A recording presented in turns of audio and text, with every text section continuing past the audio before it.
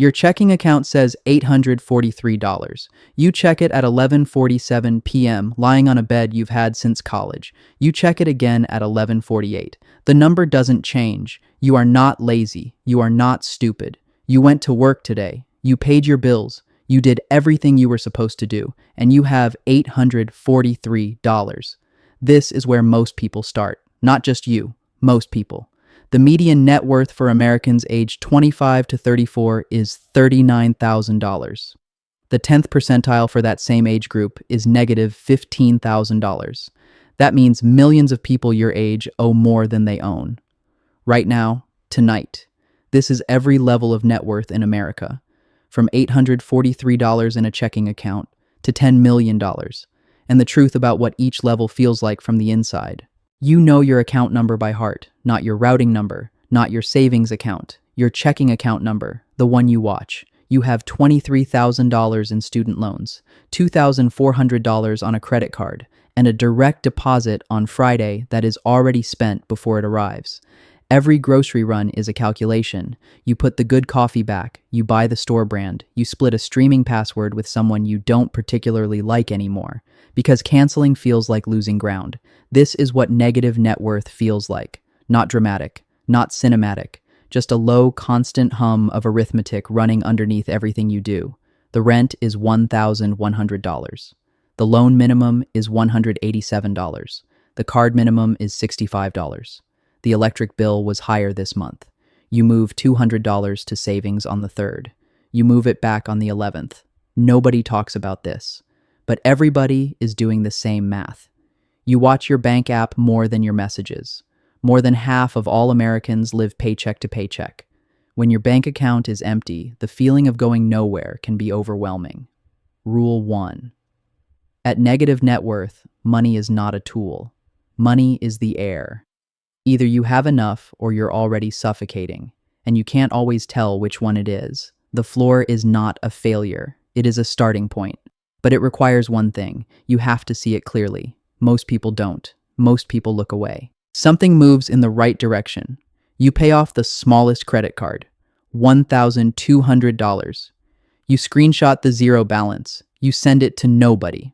Because nobody would understand why this screenshot means what it means. But it means everything. Because a number moved in the right direction. Because of a decision you made. That's the beginning. You open a Roth IRA on a Sunday night. The balance is zero. You fund it with $150. It feels like nothing. You set a recurring transfer. You never watch it leave. That's the point. You build a spreadsheet. 3 columns. Income, fixed costs, discretionary. The numbers are tight. You eat at home 6 nights a week. Not from discipline, from math. Lifestyle creep is real. As your income increases, your spending often follows. You get a raise, $4,800 a year before tax. It lands as $291 extra per month. Then the car needs $700 in brake pads and rotors. You learn that expenses expand to meet whatever space you create for them. So you don't create space. You redirect the raise before you can see it. By end of year 2, $8,400 in your Roth IRA, $3,200 in high-yield savings, 0 credit card debt. Your net worth is technically positive for the first time. It doesn't feel like wealth. It feels like ground. And ground is everything. Rule 2. The foothold is not about the amount. It's about the direction. A small number moving consistently in the right direction compounds for 40 years. Most people at this level make one mistake. They celebrate by spending. Don't spend the momentum. Spend the minimum. Redirect everything else. You cross $10,000 in savings for the first time. You are 26. You have never had 5 figures before, not once in your life. You check it constantly for the first week. The psychological weight of $10,000 when you've never had it is disproportionate to the actual number. You start reading. Not motivation, not self-help. Actual books about how money moves. You learn what an index fund is, what an expense ratio means, why the difference between 0.03% and 1.2% in fees costs you $180,000 over 40 years on the same investment. You open a brokerage account. You stare at it for 2 weeks before you put anything in. You invest $2,000. The market drops the next day. You almost pull it out. You don't. This is the moment. where fear either runs your decisions or you do. You let it sit. You buy more at the dip, not from courage, from understanding. By 28, your invested accounts hold $47,000. Your emergency fund is fully funded, 3 months of expenses, earning money while you sleep. Two people can earn the exact same paycheck. One has $80,000 in net worth at 30. One has $8,000. The difference is not luck, not income, not circumstance. It is the decision made on a Sunday night to open an account with $150 and the decision every month to leave it alone. Rule 3. The threshold level is where identity separates from income. The account doesn't care who knows about it.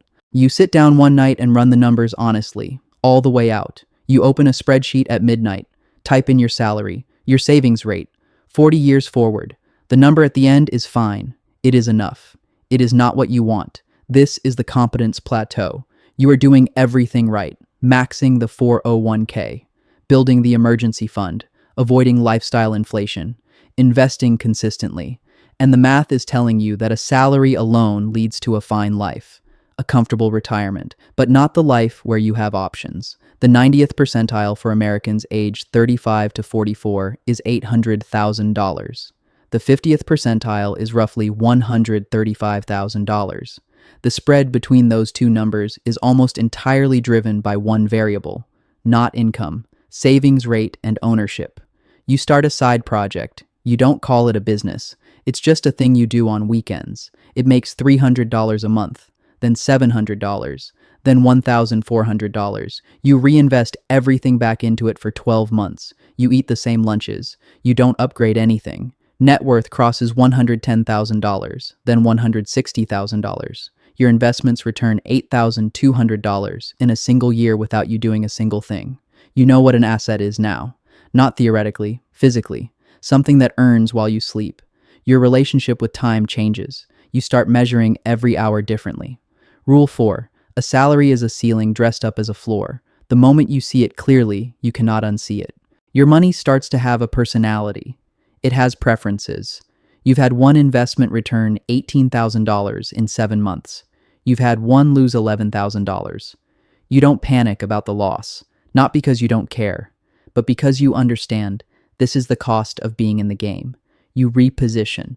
You are 34. Your net worth is $380,000. You close on a duplex. Purchase price $168,000. Down payment $33,600 saved over 22 months. You did not touch the investment accounts. Mortgage $810 a month. Unit 1 rents for $900. Unit 2 for $875. You net $580 a month. It is not passive. You answer calls. You file maintenance requests. But the math is real. You start saying no to things that used to be automatic yeses. A destination wedding, a group trip where everyone splits equally and you would be subsidizing 3 people, a business opportunity pitched by a friend who doesn't understand cash flow. You feel the friction in the relationships. You feel it. You stay quiet. You say no anyway. Those who build wealth often experience isolation at this stage. Not from failure, from decisions nobody around them understands. Below $500,000, you are still buying assets. Above it, the assets start buying each other. At $670,000, your investments generate $46,900 in a single year without a single additional dollar added. That number is larger than the salary you had at 27. The machine is running. Rule 5. Below $500,000, you are still buying assets. Above it, assets start buying each other. It happens on a Tuesday. Nothing ceremonial about it. Your brokerage updates and the number is $1,040,000. You thought you would feel different. You thought there would be something. There is a quiet satisfaction. And then almost immediately, the next thought arrives. $1 million at a 4% withdrawal rate is $40,000 a year. That is not freedom. That is a starting point. The identity crisis at the $1 million mark is not that you are unhappy. It is that you realize the milestone was never the destination. It was the proof of concept. Wealth is not a number. Wealth is a rate. How fast is it growing? What is it generating? What does it allow you to do or refuse to do? At $2.1 million, money stops being a source of anxiety entirely. For the first time, it is simply a resource. You don't think about your checking balance. You think about allocation. You hire a fee-only financial planner. Her name is Rachel. She charges $5,200 a year. She finds a depreciation schedule across your properties that reduces your taxable income by $28,000 annually. The fee saves $9,400 in taxes in year one. You renew her contract before she finishes the sentence. Rule 6. The millionaire arrives and realizes the milestone was never the destination. It was proof that the system works. Now the question changes. What do I build it for? The game changes texture. It is no longer about building. It is about positioning. You are moving capital, not working for it. The distinction sounds small. It is enormous. You are 47. Your net worth is $7.2 million. You own pieces of 6 companies. You have a direct line to people who set policy, not politicians, policy. You turned down a job offer that would have paid $240,000 a year. Your parents don't understand. You don't explain it fully. You tell them it didn't feel right. At $7 million, the isolation is not loneliness. It is a different problem entirely. The things that absorb your attention, fund structure, depreciation, dynasty trusts, simply don't translate. You are not a different person. You are a person whose context has become untranslatable to almost everyone who knew you before. The top 5% of American households have net worth above $3.5 million. The top 1% above $13 million. The distance between those two groups is almost entirely driven by one variable, not intelligence, not luck, time in the game. You give more than you ever have. Not for reputation, not for access. You give because at this level, money has stopped being a measure of anything meaningful about who you are. And giving is one of the few remaining things that still feels like a real decision. Rule 7.